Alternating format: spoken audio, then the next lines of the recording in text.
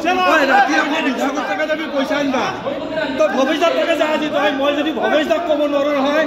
তই ভৱেশৰো দালাল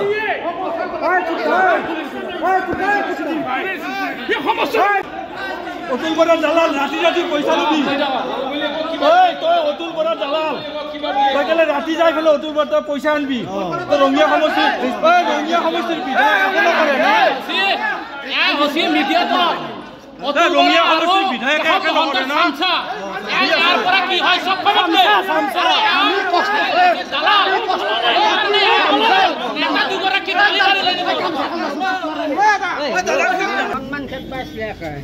সন্মান খেদা কৰা